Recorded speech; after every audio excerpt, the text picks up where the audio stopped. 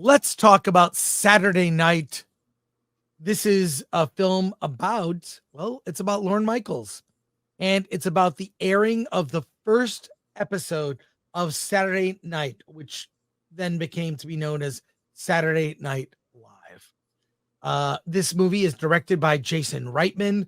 It takes place 90 minutes before the first episode goes live.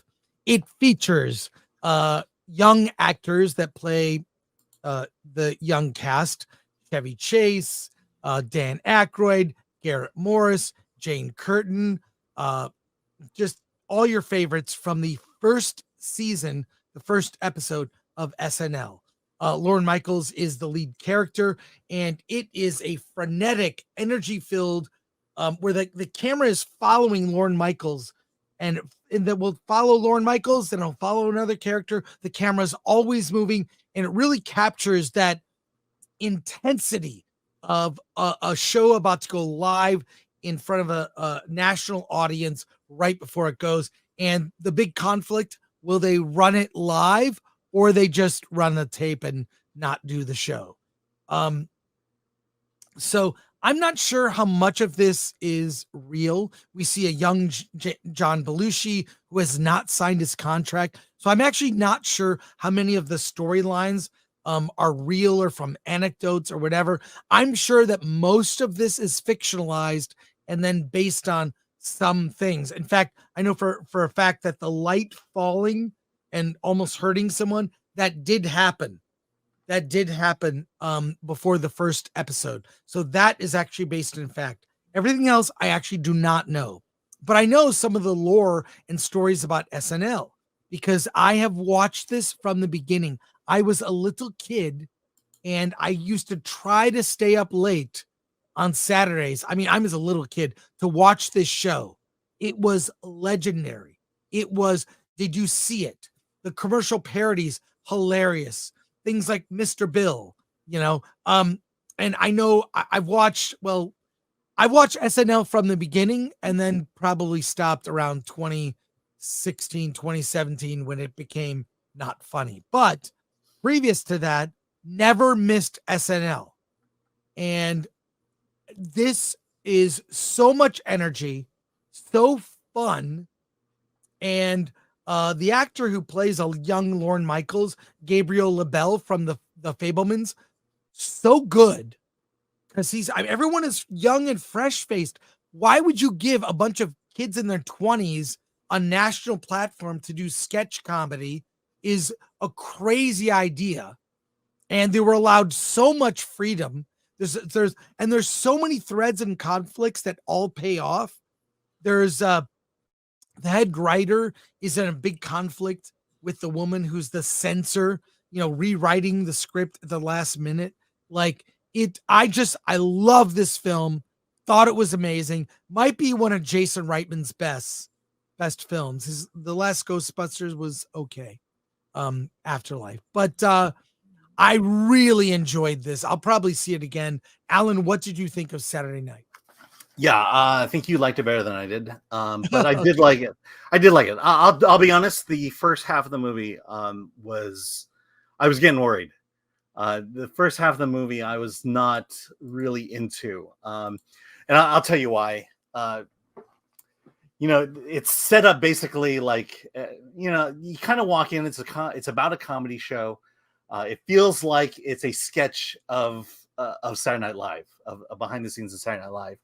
So, like you, I watched Saturday Night Live from the beginning as a kid. Most of the time, I watched it from 11:30 to midnight, and then I fell asleep. But I was there for like the Muppets, for Mr. Bill. Those were the stuff I really liked. And so I'm very familiar with the original cast of Saturday Night Live, and I've definitely seen them in all their movies. I've seen the original cast clips over and over again, so I'm very familiar. And when the movie opens and you're introduced to the cast, they all felt like caricatures of themselves. It didn't feel authentic to me. Like, is that really Gilda Radner? Is that how they're going to portray Gilda Radner? Is that how they're going to portray Chase and Dan Aykroyd and John Belushi? And part of me was like, I get this is before the first episode, but is this really what it's like? And then you even brought it up. I don't know how much of this movie is real and how much of it is dramatized. I don't know that people really hated Jim Henson like they did in this movie. So I know a lot. I know a lot about the SNL lore, and I'll say a lot of it is accurate. John Belushi, the way he acted, Chevy Chase was an a-hole. But he the was thing a is womanizing a-hole, and he only was on the first season of SNL. I mean, no one liked Chevy Chase. Okay. Yeah, I mean, I get the themes are there. Right. I'm just not sure that the performances reflect that. Right. Or, like I was really on the fence as to whether Ella Hunt did Gilda Radner well. And so this is me in the first half of the movie feeling like, where are we going? What is happening? Are these really the people? Am I judging this too harshly right now? But I will say at the second half, when the true plot kicks in for this show, that's when I was in. Because in the second half, what's going on, and you don't really realize it until the second half. But what's happening is the executives want Lorne Michaels to fail.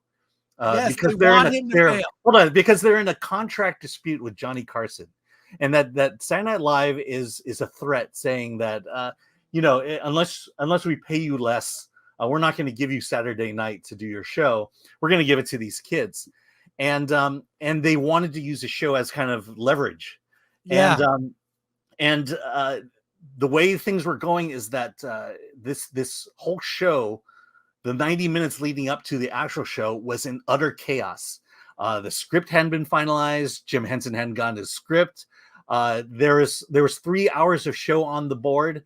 You had Billy Crystal in the background wondering if he's going to get on the show. And then when Willem Dafoe shows up and applies maximum pressure, does this movie really take off? And now you're rooting for Lorne Michaels. Right. And I got to give it to Gabriel LaBelle. The picture here shows Lorne Michaels carrying the entire show. That's the theme of this movie. Lorne Michaels is carrying this entire show. And does he have the fortitude to be able to pull it off? And I don't want to spoil the ending, so you can figure out. But there's so many threads, everything pays off. There's even a thread about a Polaroid camera. They're like, hey, can you work this Polaroid camera into a sketch, into a commercial? And he's like, no, but that pays off. And there's a really great moment, I won't spoil it, but where the question is, what is the show? And he doesn't know what the show is. I don't know what the show is. We haven't done it yet. I don't know. And then you finally hear the explanation. It's so great. It's so poetic. And it made me fall in love with SNL again. I'm still not going to watch it this weekend. But it made me appreciate even more old episodes. And the show has been this season of SNL, 50 years. Will be 50 years of a show of this type that's lasted that long. Really is an achievement, despite that it's fallen on, not so great times now. But the thing is that first cast, including Bill Murray, it was so counterculture. Yes. It has never been this level of counterculture since this cast went away. And that's the one thing I miss from Saturday Night Live now, because it just feels like, they're doing the exact same thing, the exact thing that this cast didn't want to do. And that was to play the sponsors and to play the network executives. They want to do their own show, and that's what we got. Well, and we don't get that anymore with Saturday Night Live. I'd still love to see a documentary. I'm sure there's a lot of BTS stuff you can find, but what I do love about this, the dramatization, the lore, it all really works. And I don't know. I felt like energy. I mean, look, I did a live show for years with Attack of the Show, and that kind of energy before you go live, there's nothing like it. There's nothing like it. And when that hour is done, it's done. The mistakes are in it. That thing didn't get a big laugh, but that worked. We didn't think it would work. Like that energy, it captured that energy. And I love the ticking clock. It tells you 90 minutes. It keeps checking in about every 10 minutes. It's almost real time, the movie. Yeah. So, and the way the camera moves, there's a lot of roving shots, one shot, not a lot of cutting. It just was. So I loved it. Might be one of my favorites of the year.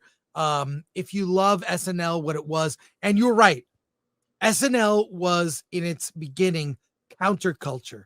Now it's become something else. But in its early stages, it was awesome and it was beautiful to see.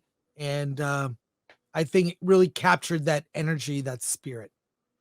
So I recommend it. You recommend it?